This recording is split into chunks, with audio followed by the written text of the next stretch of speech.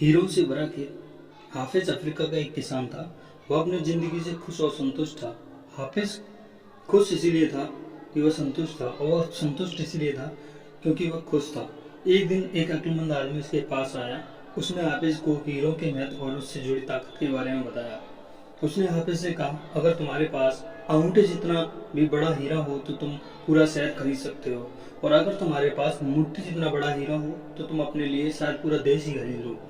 वह अक्लमंद आदमी इतना कहकर चला गया। उस रात हाफिज सो नहीं सका। वह असंतुष्ट हो चुका था, इसलिए उसकी खुशी भी खत्म हो चुकी थी।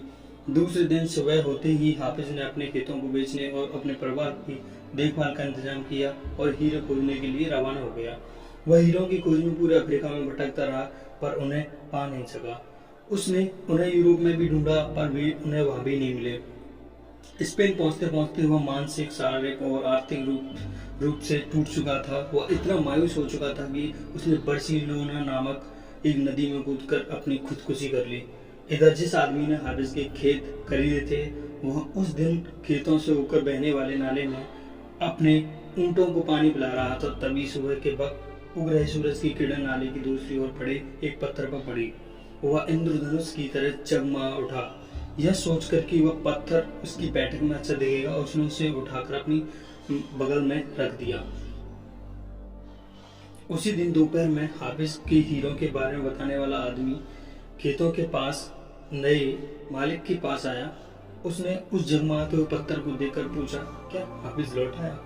नए मालिक ने जवाब दिया, नहीं। लेकिन आपने यह सवाल क्यों किया?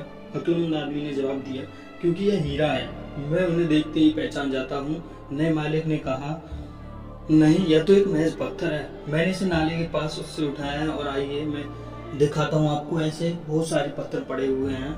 उन्होंने वहाँ के नमूने के तौर पर बहुत सारे पत्थरों को उठाया और जांच परखने के लिए भेज दिए। वे पत्थर हीरे साबित हुए। उन्होंने पाया कि इस कुछ खेत में दूर दूर तक हीरे दबे हुए हैं। तो इस कहानी से हमें क्या सीख मिलती है? इससे हमें 6 सीख मिलते हैं। जब हमारा नजरिया सही होता है तो हमें महसूस होता है कि हम हीरों से भरी हुई जमीन पर चल रहे हैं। मौका हमेशा हमारे पांव तले दबे हुए हैं। हमें उनकी तलाश में कहीं जाने की जरूरत नहीं है, हमें केवल उनको पहचान लेना है। दूसरे की खेत की घास हरी होती है दोस्तों, ऐसा सभी समझते हैं। हम दूसरों के पास मौजूद चीजों को देखकर ललचाते रहते हैं। इसी तरह हमारे पास मौजूद चीजों को देखकर दूसरे भी ललचाते हैं। हमसे अपनी जगह की अदला बदली करने का मौका हासिल करके उन्हें खुशी होगी। जिन्हें मौके की पहचान नहीं होती, उन्हें अक्सर मौके का खटखटाना शोर ही लगता है दोस्तों। मौका जब आता है तो लोग उसकी अहमियत नहीं पहचानते। जब मौका जाने लगता है तो उसके पीछे भागते। कोई मौका दोबारा नहीं खटखटाता।